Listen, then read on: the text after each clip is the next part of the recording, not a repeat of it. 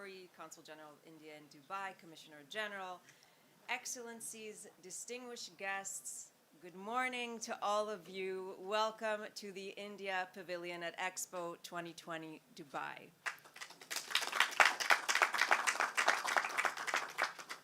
It's great to be here with you this morning, and I know it's quite early for Expo standards, so thank you for joining us. Bengaluru has been known as the Silicon Valley of India for a long time now, and it's at the forefront of driving India's startup growth story. Now, as you're well aware, India is growing rapidly in terms of transitioning to technology and digitization. The Indian population is becoming more and more dependent on the usage of technology, and Bengaluru is a city that has created endless opportunities for entrepreneurs to shine and expand, and we'll be talking about that later today. So over 40% of India's unicorns are based out of Karnataka, and that is because of the state's DNA, always being open to change and receptive to new ideas. The benefit of Bengaluru's infrastructure and abundance of resources led many multinationals to setting up and placing their headquarters in the city. Apart from global titans like Amazon and Uber, the list includes infotech businesses like Texas Instruments, Wipro, Microsoft, SAP Labs, Accenture, and Infosys. This, of course, has also created thousands of jobs. So the state is the world's fourth largest technology and innovation cluster. It's home to more than 400 global R&D centers and more than 85 chip designing houses. Scores of global companies have set up R&D centers and in and around the city, exploiting an abundance of talent pool and the presence of cutting-edge incubation hubs for new ideas. So entrepreneurs from across the Indian subcontinent are also increasingly making Bengaluru their go-to place for startups and for setting up. It's become a source of entrepreneurship from edtech to fintech. The Garden City is progressing at a quick pace, rightfully gaining the title, the Startup Capital of Asia. The state government is working hard to leverage this tech dominance to create a thriving startup and innovation ecosystem. The government of Karnataka was the first Indian state to announce the establishment of a dedicated startup cell to promote the state as a startup destination. And today, already more than 4,000 startups call Karnataka home. Today, we're lucky to be joined by Karnataka ministers, leaders, entrepreneurs, innovators who are shaping not only India, but the global innovation ecosystem. Please help me welcome now Rohan Nagpal from KPMG, who will introduce the first panel. Thank you.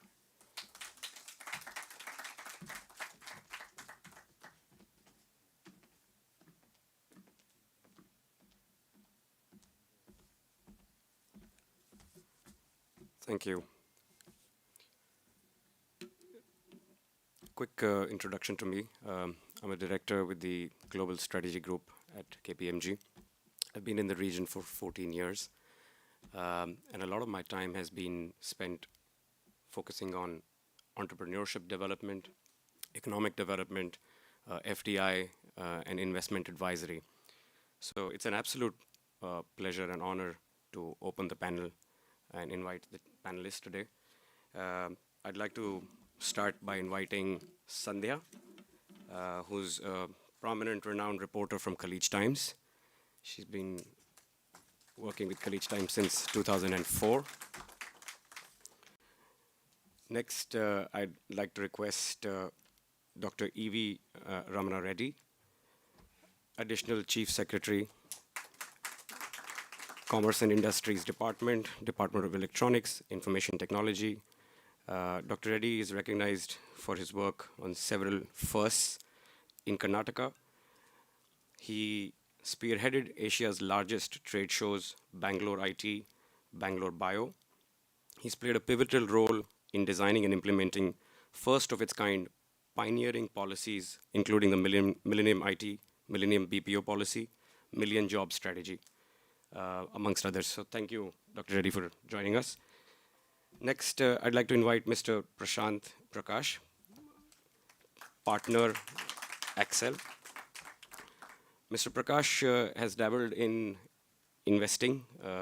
He's had a career with co-founding startups, uh, and he's also led about 30 Indian technology startup investments. He serves as a board member in 16 companies, and his company Axel has led seed or early stage startups, defining companies like Flipkart, Ola, Swiggy. So some of the best companies that have come out have been passed through the hands of Axel. Next up, I'd like to invite Mr. Sujit Kumar. He's the co-founder of Udaan.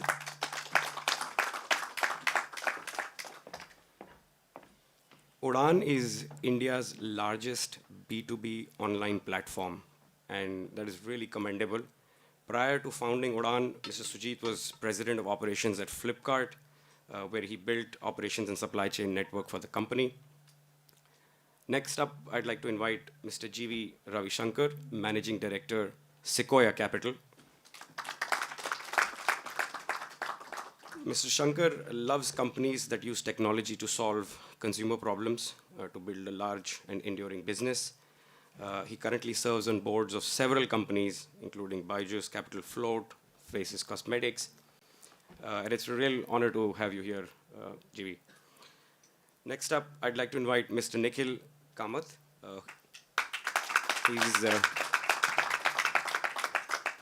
He's the founder and CEO of Zerodha. Very interesting story. Mr. Nikhil started his equity trading career at the age of 17. He co-founded a company at the age of 19, Kamath Associates, which was managing wealth of high net worth individuals. And in 2010, at the age of 23, he co-founded Zerodha, which literally revolutionized the financial services industry with a really ultra-low fee model and a proprietary tech-driven strategy. So Zerodha is now the country's largest retail brokerage firm. Just to let you know, both Zerodha and Udaan are unicorns, so they've all surpassed $1 billion valuation.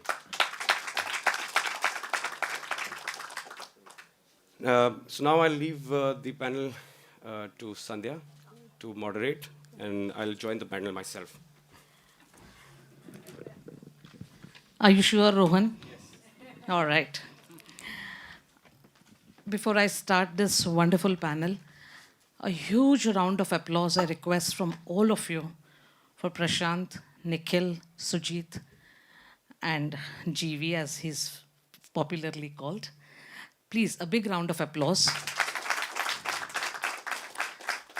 This round of applause was for the entrepreneurship, for people who have gone for a journey from trials to testimony. These people have seen that, done that. They are not here just today, I think, for the panel here, but to show us what true entrepreneurship means.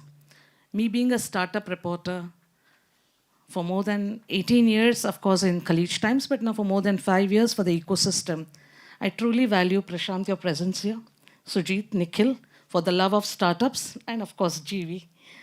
And thank you, Dr. Reddy, you could make it happen. And more than anything else, thank you, Mohammad Al-Bana, and all my brothers here from UAE.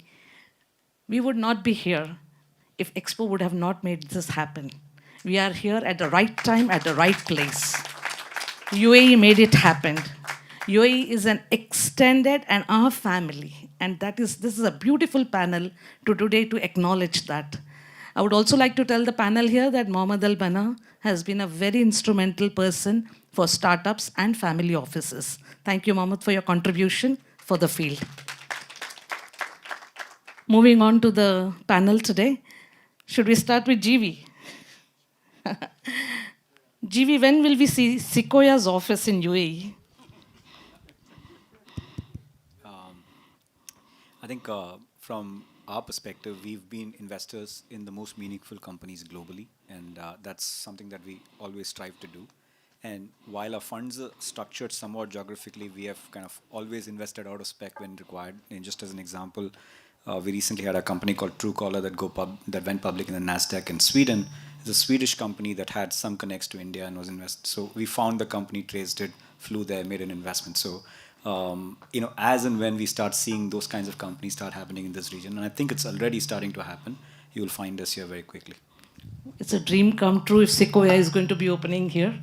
Prashant, few lines on you've been a global citizen, if I can take the liberty of saying that. You've been a global citizen. And of course, I'm sure you are equally monitoring the UAE market. Where does a country like UAE, which is laying the foundation for tomorrow, and with global hub that is opened up through Expo, what kind of insights would you like to share with us? What can we expect? The disruption and legacy is coming together. UAE is bringing disruption and legacy all in a single macro economy. What kind of insights do you anticipate in an economy like UAE? Yes, Sandhya, thank you for all the nice words on the people here in the panel. So you've been as long with the ecosystem, so a round of applause for Sandhya for having sustained and been with the startup ecosystem. I've been in touch with you for a very long time. Now, I think venture entrepreneurs, for them, I think scale matters, and so we would like to look at this as a region, right? And with this being the fulcrum, the hub of the region, and the larger markets, Southeast Asia is a good example. So you need an anchor market which is reasonably large to potential GDP of a couple trillion, 3 trillion over time or more.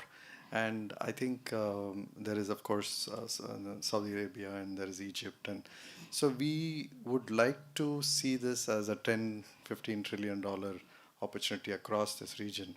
And I think that's when venture investors will, start looking at the opportunity. Now, in terms of areas, I think the legacy and the history of, fossil fuels and some of those others, the transformations from that, I see a lot of new climate tech kind of technologies coming from here. Mm-hmm. And this will, I think because there is a big commitment from the folks in this region to make that change. Mm-hmm. And so you can become a hub because climate tech has been coming for a long time, but absolutely. I think the business cases are becoming more real.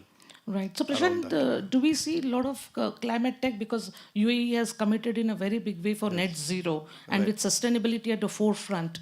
Yes. Do you see a lot of investment in climate tech happening? Yes, and I think, venture cycles, you know how the AI cycle happened in venture, right? So a few things have to come together and kind of create this momentum.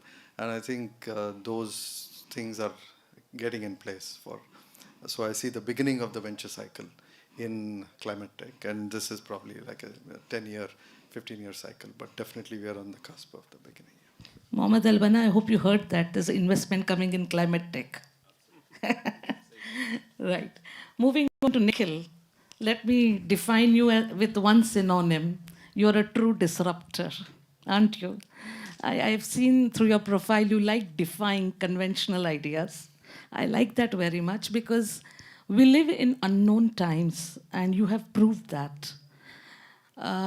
Through Zerodha, how are you planning to tap the NRI segment, or are you already tapping NRI segment? If yes, can you share some insight about Zerodha? And probably for you, could you give us some insights on that? Yeah, sure. Thank you, Sandhya. So not so much through Zerodha, but through asset management. We get a lot of NRIs coming into the country. We do have a large line in this region. Wonderful. Yeah, but it's more like, solo investing. We don't manage the money for them or anything like that. Right now, India is so hot that the amount of money coming in has gone up exponentially. Mm-hmm. We don't really have a physical presence here, but that is very much not the business model. The idea is to be online and be prevalent everywhere. Absolutely. And to that end, we continue to work with people here and try to fine-tune whatever product we have for this ecosystem as well. Great. Sujit, nice to really welcome you to our panel. Indeed, I was reading about Udaan, and ever since I was given the panel list, Udan has been really on my mind simply because even UAE has some of the great examples, e-commerce thing. And UAE is very much at the forefront of e-commerce platforms. Do you, what is that Udan would like to share insights in terms of, it's a B2B segment as I understand. And one of the comment which I read about you where you said was, if people default, the reputation will go in the circles or something like that. Yeah, Yeah. That sounded more like, a very subtle warning from you. Don't mess with my platform kind of a thing. Does it come a lot of responsibility when you disrupt a particular sector? Thank you, Sandhya. Thank you, and thanks for inviting me here. And sorry for late arrivals. So we have missed one turn, and after that, it's a history. No so worries. sorry for that. Answer to your question, I think it's very early, and as in my background is B2C, so I have started my career with Flipkart. It was very hard for me to take that challenge and starting something in B2B. But why it has happened? Because we realized in India, more than 90% of the consumption happened through these mom and pop, millions of mom and pop stores. We call it Kirana. We and given the evolution in India, if you'll see around 2015-16, some structural changes has happened, like GST implementation, like one country, one tax, which has changed the paradigm of our country. And so that's where we have started thinking of how B2B e-commerce can be solved. As well as, if you'll see in India, after 4G and internet penetration has gone really tier 2, tier 3, till village level. So already people have started buying the behavior of online searching, buying something personal goods. So they are already using WhatsApp for their businesses, catalogs, pricing checks. That's where we have entered, but it is a journey. Still, we are learning a lots of things. And answer to your question, in India or anywhere, people, especially in business, they care for their reputation. They default, if they can default and now somebody will not going to know, then definitely they default. Internet give that visibility and transparency. When the default, people will come through technologically, not I don't have to announce. Absolutely. They will come to know that, hey, they default. So might be they will be more careful in the future of doing the business. I think that's the technology, not us. Right. Sujit, one more question. What task you have taken through Udan to reach the rural segment? What you're doing in the bargain is you're even educating the masses and bringing technology to the rural segment. What kind of challenges did you face? It was not easy to change a mindset of a villager, but you are taking progress to that level. Yeah, like I said, for consumer, okay, if you reduce the price, you'll see lots of traction, lots of traffic. People start buying because they see that, hey, this is the cheapest price. But in business, it's not possible because they look for reliability. So they have, let's say, they have an ecosystem where 5, 10, 20, 30 suppliers are giving them the products to sell, let's say, for retailers. Suddenly, if some, let's say, a platform like Udan who comes and say that, hey, I will supply everything, they will not. But we see a journey. Once they start with, let's say, 5, 10%, in over the journey, they start relying on you. And then in cohort and in journey, we have seen from 5, 10%, 50%, 60%, 100%, over time, they start buying. And they start replacing their traditional channel, which are more expensive for the business. So we call it a low-cost channel of doing the business. And they realize it. When we go there and sell, hey, we are the low cost, they understand the logic, but they cannot shift because they cannot take the risk of shifting their business. And hey, who's Udan? Might be tomorrow they will disappear, and then my business will go for toss. So they first start checking. And we have lots of offline FOS also to give them the confidence. Hey, we are here, we are not going anywhere. So online, offline mixture going on that front. Right. Anything?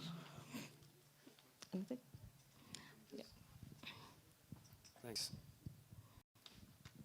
So for Zerodha, I have a question for you. And this is, whenever you're disrupting a market, which is what you're doing, and especially, the financial services market, which I think, is ripe for disruption. What were your biggest challenges? Because you have some formidable competitors in the market in India, right? Absolutely. So what were your biggest challenges while going against some of these behemoths? And how did you kind of think about it and tackle it? I'll be a bit candid here. I don't think at any point of time we made a plan that we will disrupt and we will do this and that.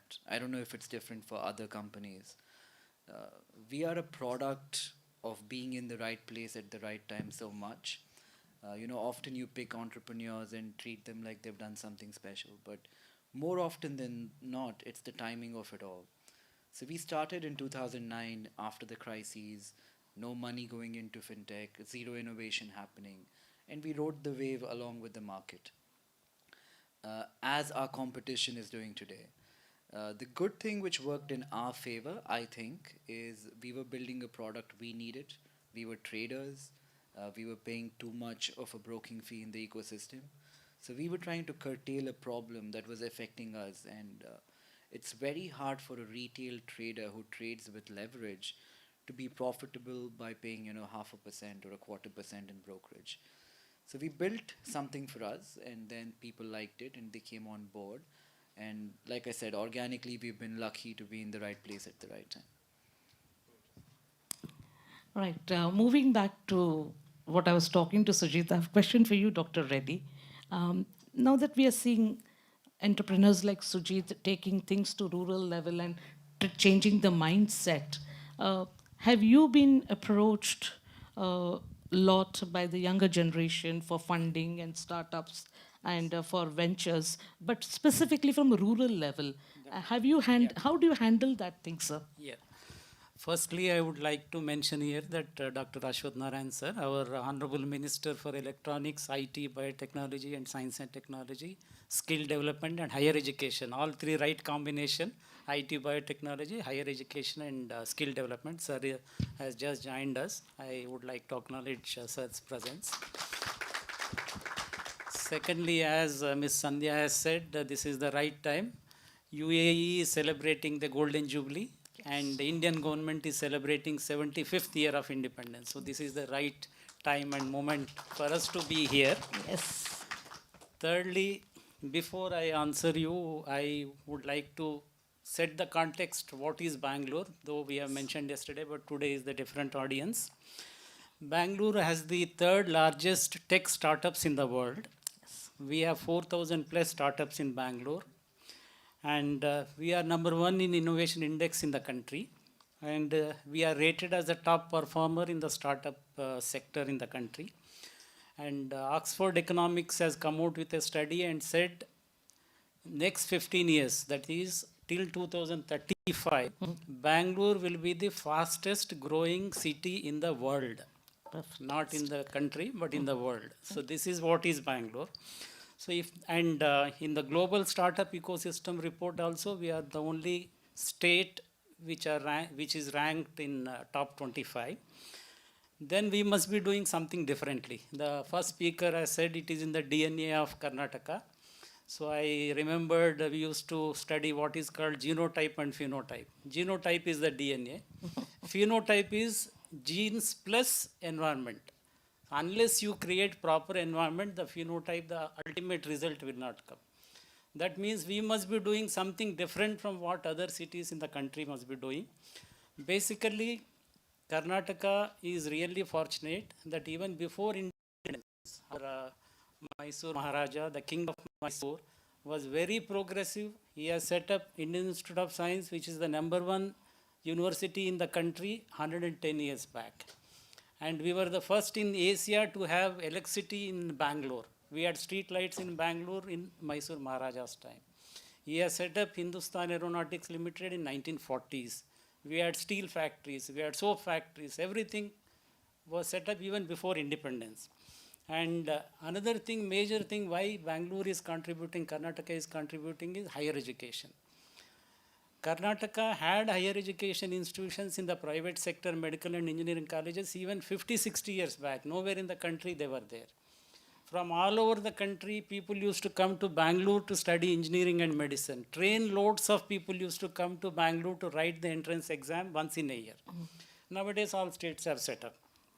Similarly, Bangalore R&D institutions is very famous for R&D institutions. Initially, we had public sector R&D institutions, right from space to defense to whatever you name. And now we have 400 plus global capability centers or global R&D centers in Bangalore. Some multinationals have their best R&D center in Bangalore, not in their headquarters. And their second largest R&D center outside their headquarters is in Bangalore. So all these startups, all whoever is here, the talent pool they are getting because Bangalore has grown over so many 40, 50 years or maybe 100 years. So this is what is Bangalore. Coming back to your question, Karnataka government has taken a lot of steps to encourage innovation. Now the earlier our Mr. Vishweswaraya, who led industrialization in Karnataka, used to say, industrialize or perish. Now we have to say innovate or perish. So for this innovation to boom, what in fact under the leadership of our sir, Dr. Ashwath Narayan sir, we have many programs. In 2 minutes I want to mention. One is we tackle colleges, engineering colleges in the rural areas and in urban areas. We have what is called New Age Incubation Network. In 41 colleges we have started. There itself we encourage them in innovation and we mentor them, we allow them to incubate. And secondly, Karnataka government was the only state which has started funding these startups. In the sense, I may have an idea, but to prove that concept, somebody has to give the money. So we have a program called Elevate. In that Elevate program, we fund up to 50 lakhs to convert an idea into proof of concept. Fantastic. And in this, I will answer your question in the sense, in this, till now we have funded, we don't take equity, we give it as a grant. We have funded about 15 million and 489 startups were benefited by this. Wonderful. In this, 30% are women entrepreneurs. Wow. And more than 35, one-third are away from Bangalore, from the rural areas. So these are the schemes, and we throw up grant challenges, we have set up centers of excellence. We have taken up a lot of initiatives from government of Karnataka. Ultimately, what I am trying to say is, we do something different. So that is why we are Bangalore. Fantastic. That was indeed a great insight, Dr. Reddy. Really, really great, insightful answer there. Prashant, coming back to the startup ecosystem, again, I keep insisting to say that you're a global citizen simply because you've been there around and you've seen people coming in and going out. India is a developing nation. UAE is also moving on that level. What lessons can we take from developed countries, specifically from Silicon Valley, with so many funds and so many entrepreneurs? Are there some lessons for us to learn so that we don't get into that same route and, reduce our challenges? So I think the ecosystem approach that was what formed the valley. I mean, if you see, there were many places where entrepreneurship in New York and Austin and Seattle, and so. But why is it that it's only in the valley that everything came together in the way it came together and created? I think there's a lot of lessons from that, and I think maybe definitely Raman Reddy sir said, and the attitude of people who moved into Bangalore, and I think it's a cultural maybe thought taking, and people who ended up leaving their homes and came, were people who were willing to take those risks, right? So venture out, and I think that's so right. Entrepreneurs coming to the city, people, and this decade, I think, was defined by Sujit and Sachin and Vinny, where this new age of entrepreneurship, I mean, they demonstrated. So you also need one or two companies like Flipkart to show the way, and demonstrate scale at a global level, where somebody like a Walmart recognizes and says, you know what, we miss China. If we need to have something meaningful in the rest of the world, we need to go work with Flipkart. So I think being big, having the right entrepreneurs, those entrepreneurs having demonstrated global scale, and third, having investors initially who spot a geography, spot a region. And I think a lot of credit goes to Tiger Global. In the very early days, just seeing in New York, they were able to read signals and patterns in Bangalore and say, okay, we'll double down on Flipkart and many such companies, Ola and so on. So you need good capital. And then finally, I think what you need is a mindset change in a whole generation of entrepreneurs who say that, you know what, the next pot of gold, the next big opportunity is not in the valley, but is right here in India. And I've seen what these other folks have done, and I'm not going anywhere. I'm going to go to Bangalore and create the next unicorn. So we just started seeing that at very large scale, and so now the ecosystem had all these ingredients, but now also we have a critical mass and scale that arguably, we keep talking about. We keep saying the Silicon Valley of Bangalore, India, and Silicon Valley of Asia, but we said it's going to be something bigger and different, that it needs to get its own moniker and name at some point in time. Yeah. Right. GV, we're living in unknown times. Middle East is full of family offices. I think more than 80% of the huge reputed family offices. I'm yet to see family offices in Middle East actively investing in startups. The appetite is there. There's no denying that at all. There's a huge appetite. How do we bridge this vacuum? And please give us good answers, simply because it's going to be laying a foundation for many of the family offices who want to actively invest. And I'm sure Mohammed Al-Bana will agree with me that family offices want to invest in startups, but they're looking at right direction, basically. So please help us out how to bridge this gap. Yeah, it's a good question. And the first thing is we should contextualize that the venture business is not a quick money business, right? So the most important thing is patience. You're start. It's a new thing that you're doing. It's different from your traditional business. So you're going into a new area. So have a 25, 30, 50-year perspective on this. And, the benefit of family offices is they think long-term and they can think long-term. So I think that's the number one advice I would say. Go in thinking, not 5 years can I multiply my money, but in 50 years, that this will be significant. That's number one. Number two, everything comes down to the quality of talent, right? So why do some firms in the venture business have most of the returns, whether it's Axel, Sequoia, others? It's just because they end up over a period of time, having the best people working for them, and the best founders want to work with the best, investors. And that's kind of, the notion of preferential attachment, and this kind of cycle keeps going on. So to be able to do this well, you have to find the right quality people. And right quality people will come if they feel like they're owners in the business, which means they have to have enough economics and skin in the game. You can't assume somebody salaried will do as good a job to compete with an Axel, with a Sequoia, with a Lightspeed. It's just not possible, because the best people will go and work for the best firms. Absolutely. So you have to create an environment where the best investors can work for your family office. So I think that's the second thing I'd say. And if you keep those two fundamentals, so take a long-term view, hire the right people and give them enough independence, because the other thing that many people struggle, and I don't know about this region's family offices, but in India we have seen people setting up family offices and they're unwilling to let go of decision making.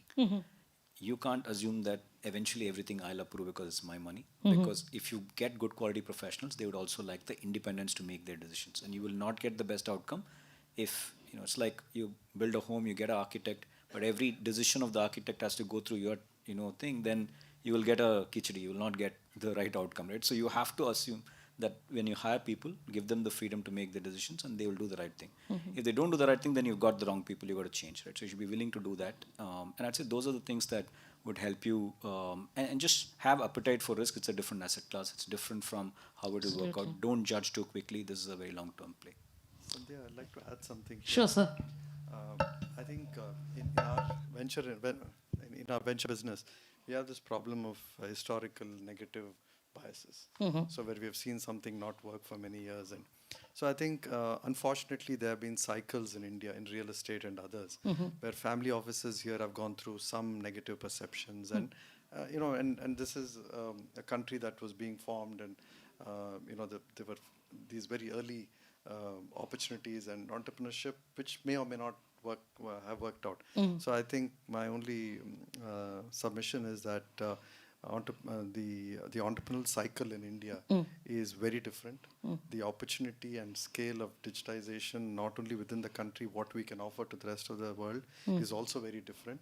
So I think there needs to be maybe a little bit of that change in perspective. Absolutely. For the family offices here, that this is a new India, and it's very difficult to see that.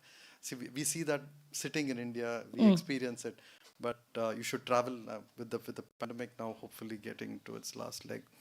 There are opportunities to travel, and you should just go see for yourself that this is India that you've never experienced or seen. I'm sure about it, Prashant. The reason I broached this topic about family offices because I personally feel that funding is available, but a change in perception is very critical. It's only then the money will flow within the family, and then it will ultimately prosper the entire conglomerate across the diversified sectors that the family offices invest in. Moving on again, Nikhil, since you belong to a completely, as I called you, a disruptor right in between. What kind of change have you observed when it comes to now hybrid working model? I would like to know because earlier we came from a generation where boss said something, we heard, humne sun liya. But I don't think this generation is the Gen Z is a completely different breed. How do you deal with that mindset? Firstly, thank you for calling me Gen Z. I wish I was. Still. But see, it seems to be working for us. Yeah. I have always gone to a professional workplace, worked from there all my life, but with the pandemic, I'm working from home. I like it. 95% of our staff is working from home, and they seem to like it as well. You save that 1 hour in traffic, it's better for the environment, you probably save some money as well. I don't see that changing drastically for people who do repetitive jobs. So if you're in customer service or you're writing code and stuff like that, you don't need to collaborate on a daily basis. I don't think those people will go back to work. From an even larger perspective, I'm a big bear on real estate, not just in India, but across the world, both commercially and residentially. I think land as an asset class is overpriced, mispriced. So for my own benefit, I hope people do not go back to work as well. Okay. Any investment plans in the UAE? Well, more often than not, when I come here, I find myself asking people for money rather than thinking of where to invest. But it's time you should even invest. Mohammed, highlight him. He's not investing here, huh? Yeah, we should. We'll meet you later. The one thing I can tell you is when you invest in India, if you come to Bangalore, you don't need air conditioning at all. For that reason alone, you should come. Mohammed, please order some coolers right now. Right. Sujit, coming back to Udan, when you have gone to that rural level and you're trying to bring in the change among the youngsters, what kind of growth have you seen among the segments? Because I see you are doing an extremely a task of converting, clientele, which seldom people have done. So my question to you is what kind of growth and development have you reached, and to which villages, and which are the shops or which segments of the economy you have touched upon, which normally we would not even think about it. And especially I think language could be a barrier. How, because your portal could be in English or multiple languages. How do you tap that consumer who can understand that language? What kind of steps did you take to popularize Udan? I must say that businessmen understand all the languages. if there is a benefit. So it doesn't matter if they are in rural area or urban area. But answer to your question, if you'll see structurally, India, where more than 65% of population lives in rural area. Right? That's right. And there most of the consumption are staples, FMCG, fresh. Even if you see structurally, 65% of the retail are happening in staples. And I think the challenges are how to solve the supply chain, how to solve their sourcing, which is part of supply chain, financing, their collection, moving away from the physical money to digital money, how to verify business is a business. If you'll go in rural area, if you'll ask them, hey, do you have the GST? So because then I will going to say that you are business. I think then 80%, 90% of them are not qualified. And that's where the government are also supporting. If you'll see, recently, all the retailers has been moved into the sector of MSME. So the priority sector lending is structurally going to support them. Earlier, they were not part of the MSME. Because identifying them, let's say, hey, how we call it, ready wala, thela wala, they are businesses, am I right? Absolutely. But how to say that Yeah, hey, they are the yeah, business? yeah. Giving them the identity, this government give them the identity, hey, they are the people who are doing the business. I think that identity recognizing as a, hey, you can lend against this identity. So all those pieces, so several pieces are coming together, giving them the identity, how you give them the capital, collecting them. Because banks, which are always structurally thinking, if you are looking for a loan of 1 crore rupees versus 10,000, processes are same.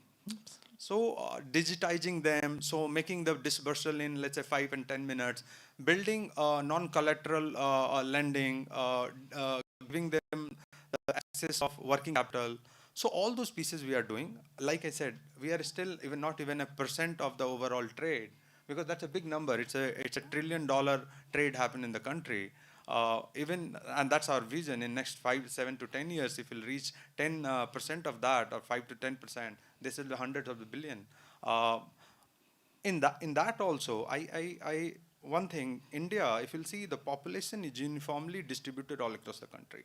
But some of the regions are infrastructurally more developed, like western part of India, southern part of India, north western part of India. But central India, east side of India, northeast side of India, the distributions, infrastructure, supplies are not that good.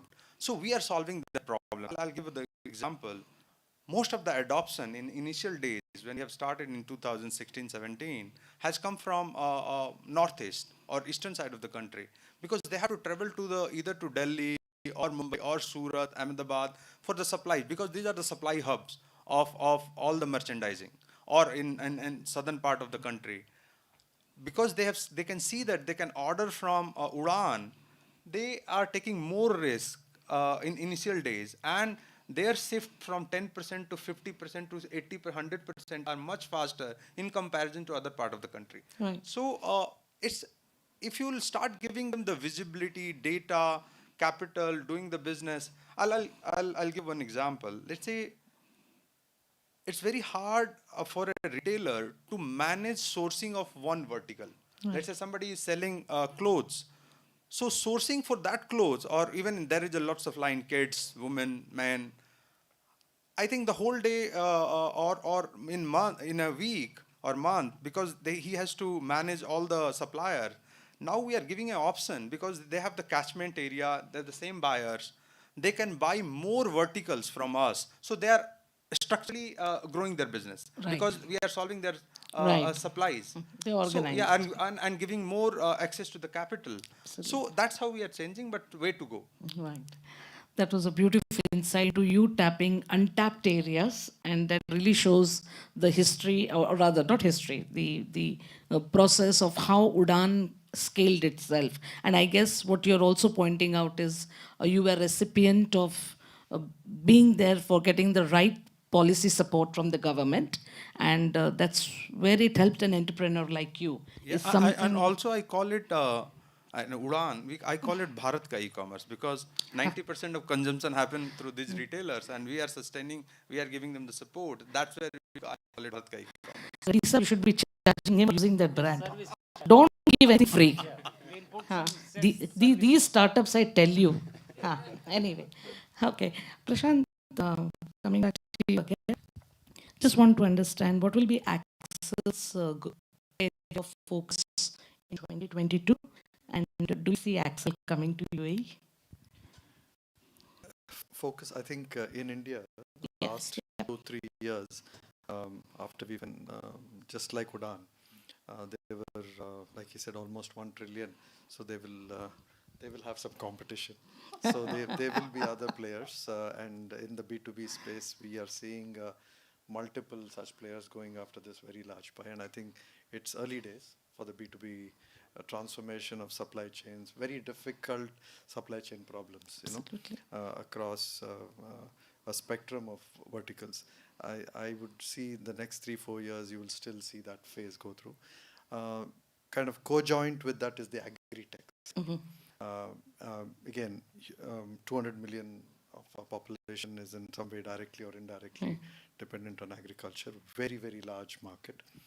And also a great export opportunity, untapped because of the way it has been done previously. No traceability, absolutely no leverage on technology. Sustenance agriculture has been the biggest bane of our country, right? So changing that to a more productive, like purpose-driven kind of industry will change a lot. So agri-tech, I think, is going to undergo a lot of transformation.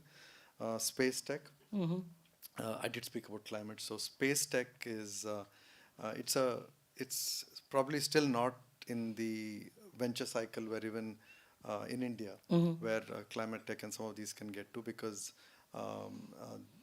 in India is very early in their privatization journey of space, unlike in the Valley. So we are maybe 2-3 years behind. But I think it's an area that I think venture funds will start now seriously looking at deep tech.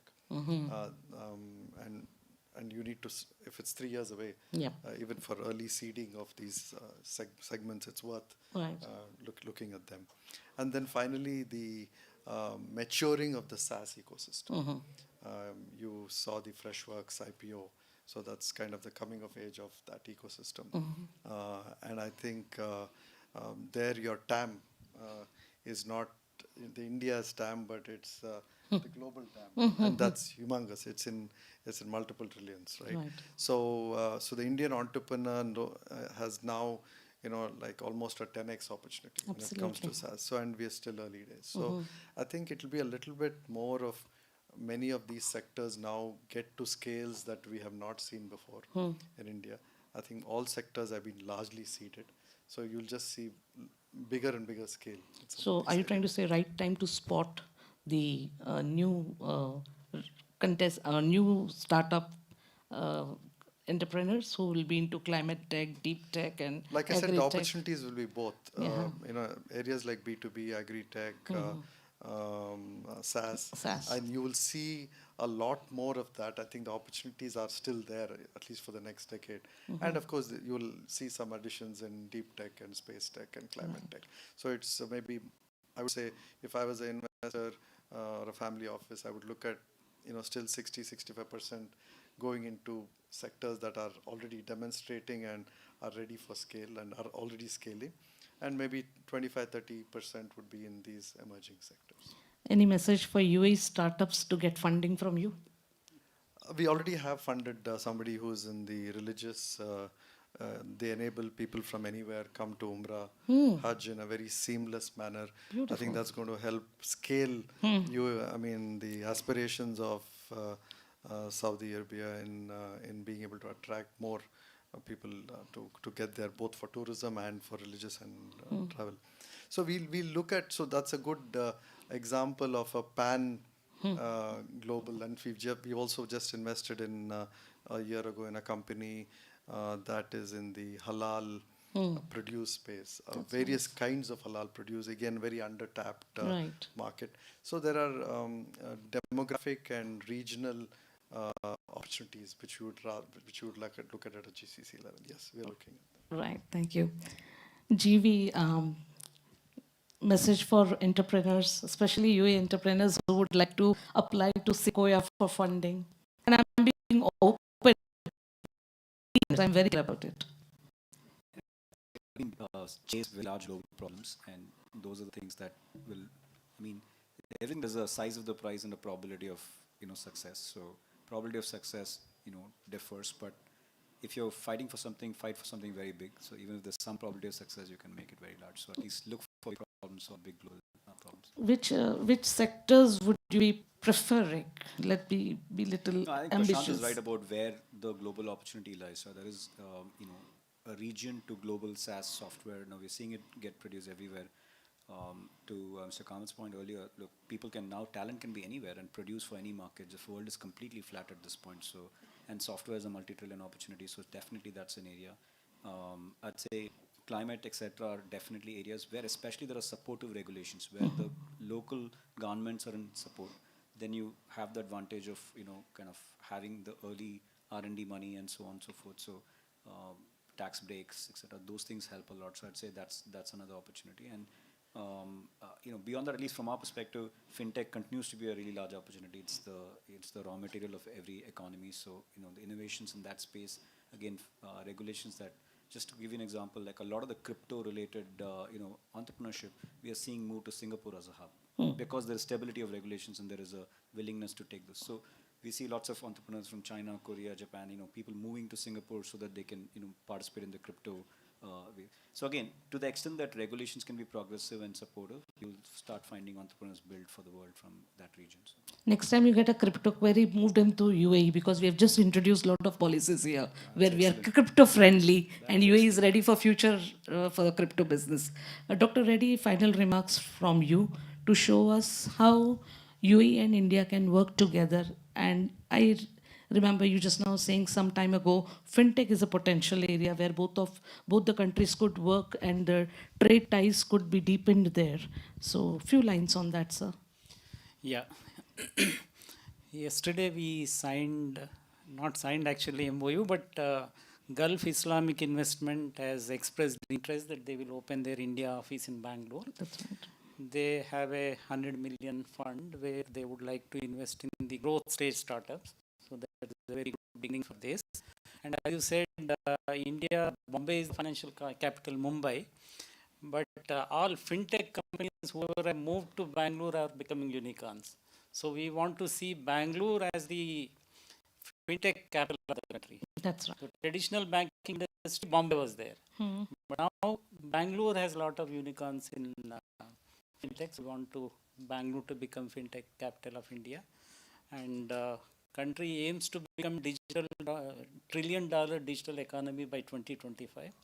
As of now, in IT and startup and every sector, we are about 40% there. Yep. We not only should maintain that status, but we have to improve. So that means half of this $1 trillion should come from digital economy, should come from Bangalore. So that is our aim, and we hope that it is possible, and we would be able to reach that by 2025. Thank you. On that note, giving lots of love to Namma Bengaluru and to all the Bangalore boys here. It was indeed a great session to meet all of you in one single podium. I don't think, Poonam Chawla, without your efforts, this would have ever come to manifestation.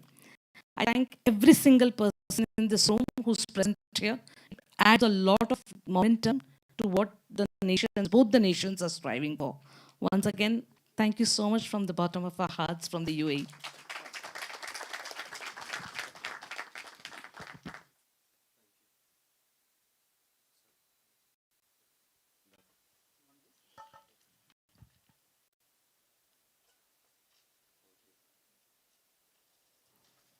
Thank you. Thank you for the closing of the panel. So now I'd like to, for the closing remarks, I'd actually like to invite Srimati Meena Nagaraj. Sir. No, sir. It was planned, but we started. We'll now invite Dr. C and Dr. Ashwat Narayan, please.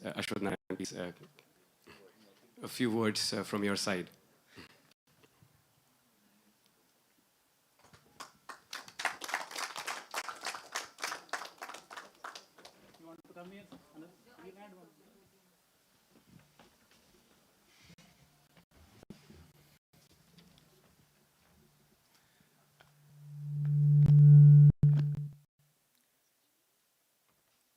Good afternoon, ladies and gentlemen.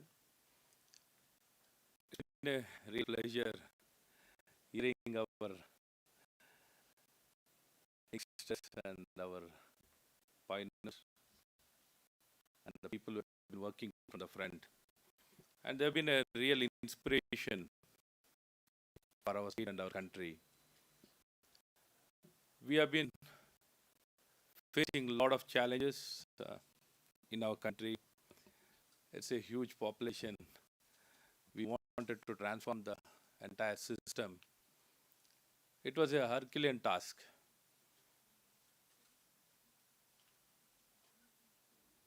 So in this direction, the path setting or the transformation,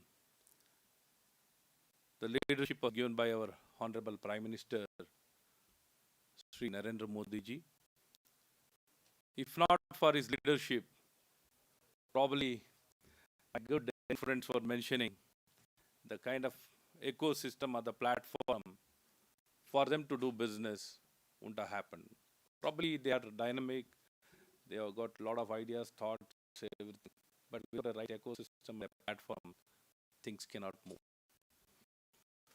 Probably digitalization, what has happened in the country, it wouldn't have happened anywhere else. Probably, I'm telling you with all the confidence, 130 crore people with a lot of diversity, different languages, different religions, different culture, diversity. Nowhere else we can have such kind of diversity. Any part of the world will not have that kind of diversity. And the freedom, if you look at the freedom and the democracy, the freedom each and every person has got his own way of putting things. And it's so open, a lot of freedom. Even in this these kind of things happen was a huge challenge. There was a lot of resistance for the digitalization. It was a matter of a lot of privacy, a lot of issues, a lot of questions, a lot of debate. Why I'm taking up this topic is basically to tell how the leadership can make a difference. See, unless without a right leadership, even though there's immense talent, you could see the talent among the youngsters. What this talent, if it needs to be blossomed or be encouraged, or the challenges what our society has been facing, we do have a lot of challenges, a lot of aspiration, a lot of talent, all educated youngsters. They want to have their own future. So, with all this, our leader, Sri Narendra Modi ji, our Honorable Prime Minister, has been the person who has been leading from front and made a huge difference for our country. And further to add up, we are now trying to take the fullest advantage of this, and we are trying to, particularly I represent state of Karnataka. And state of Karnataka has got benefited a lot, major share. Major share has been with the state of Karnataka. And more so, state of Karnataka is not just Karnataka. It's not just only Kannadigas of that region.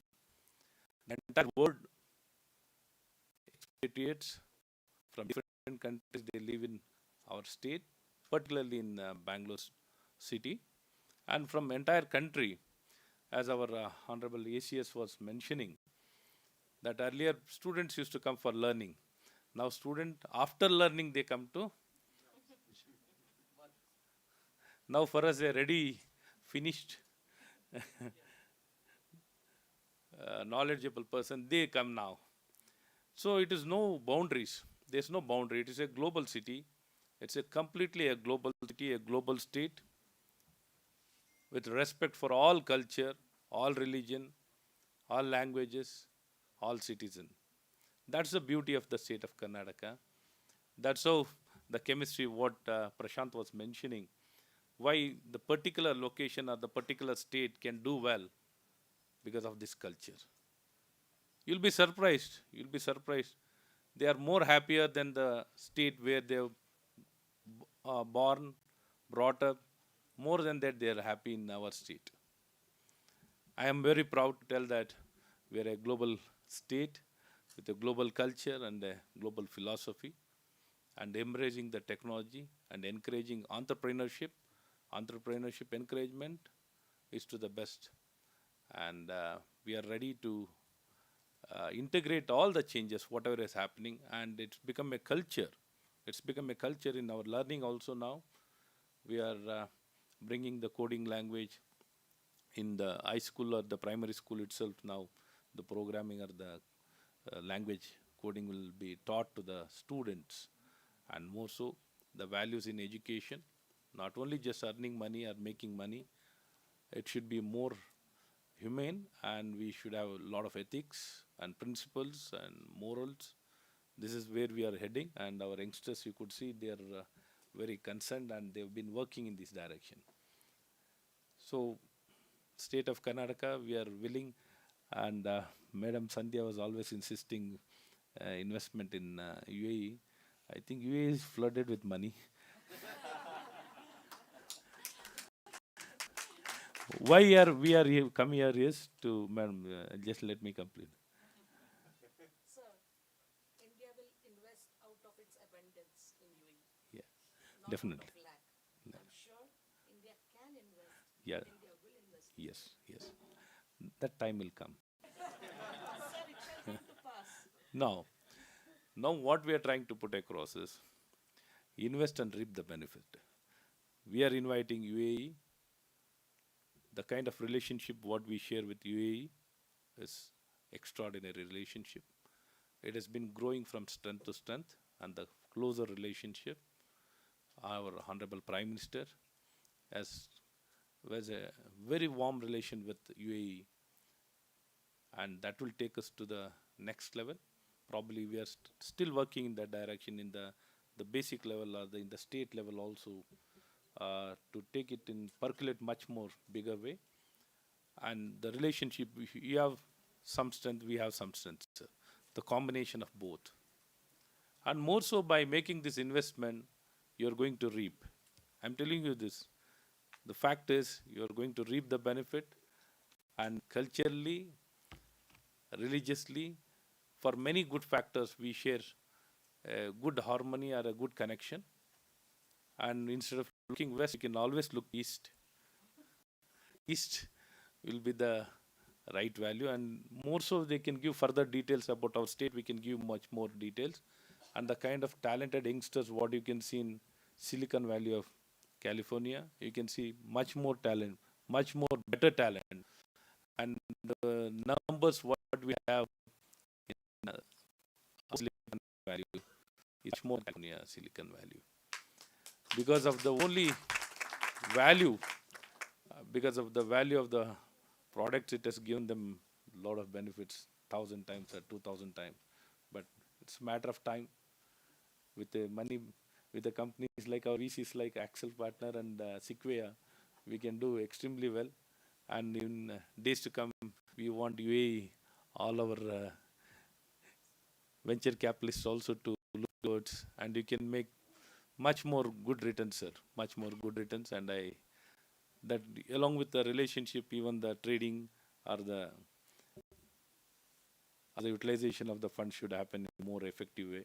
And these startups or innovation is more of a solution for the entire humanity.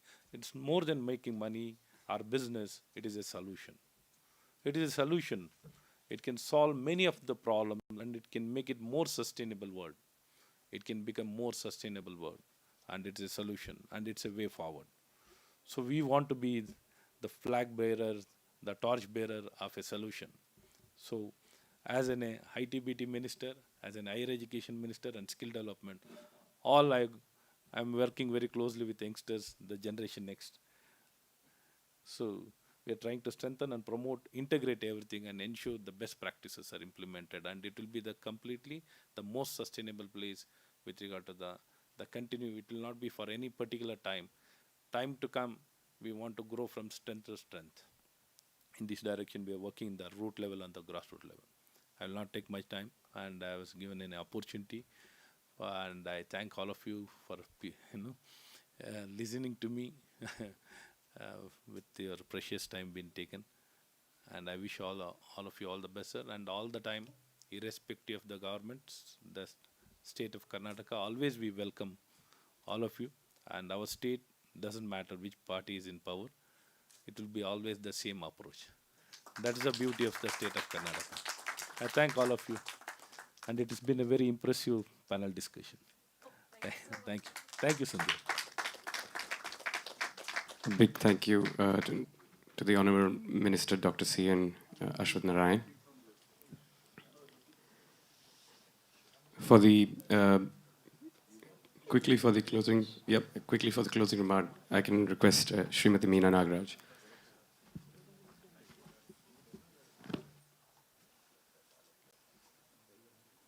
We have couple of taglines for Bengaluru, and I think it suits it all. We say world innovates at Bangalore. Bangalore keeps the world on. Next is now. And further, we want to take it like driving the next. Yes, sir. I'll conclude it. So innovation is not only creating something new, but it is in fact taking two things that already exist and putting them together in a new way.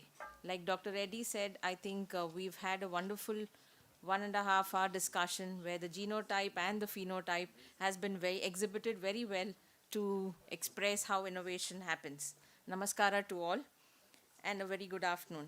I am Meena Nagaraj, Director of Electronics, IT and Biotechnology, and I take this opportunity to thank each one of you to have given your time and been part of this occasion.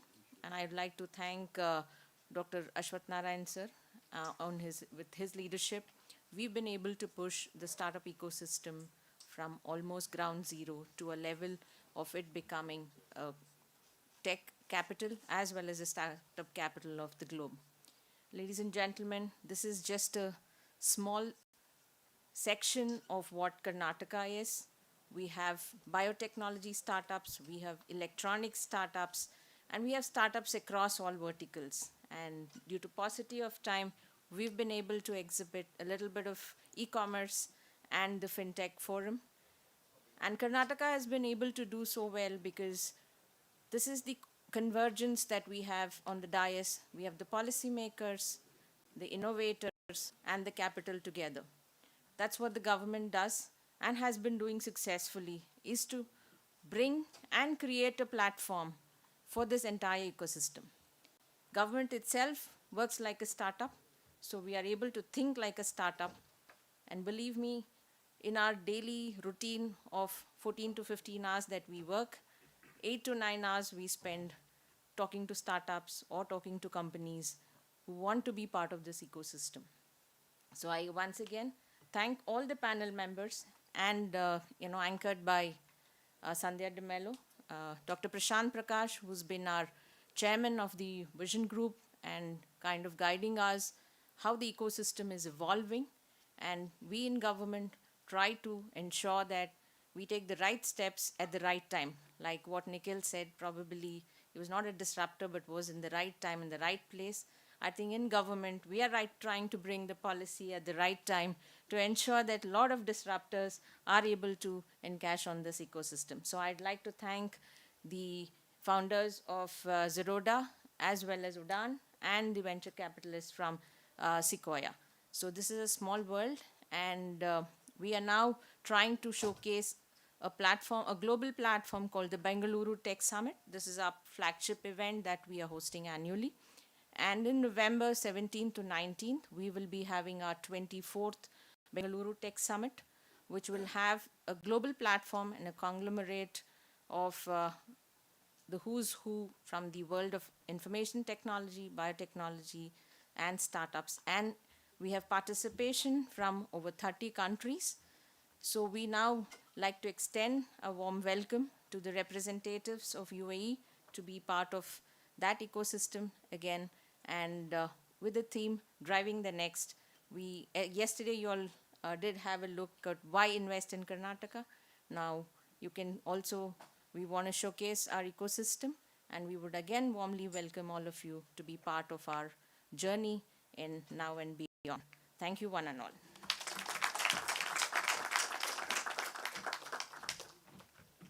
Thank you. Srimati Meena, thank you so much. Now I'd like to request Dr.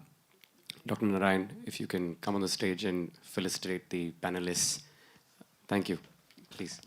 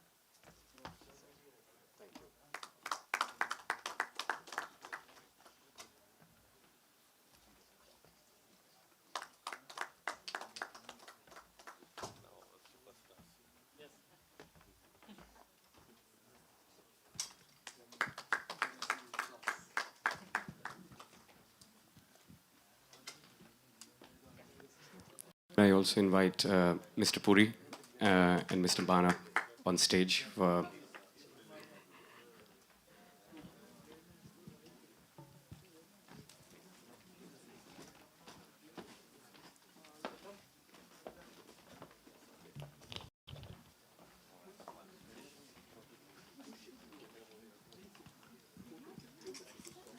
And can I also have Mr. Marwan? Mr. Marwan on stage.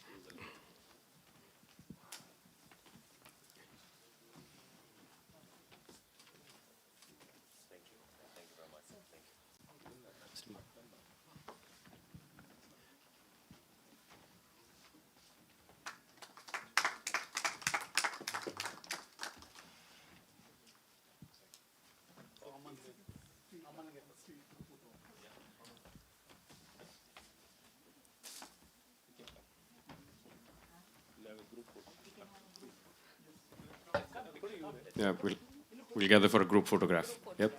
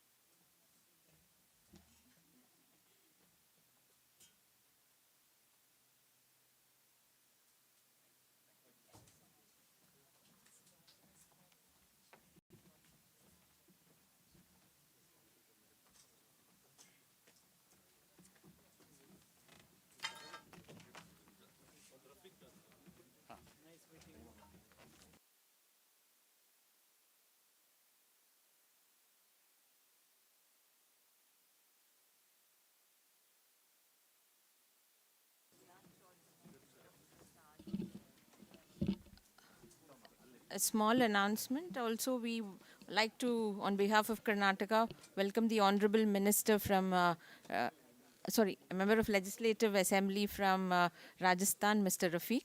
Thank you for gracing the occasion, sir.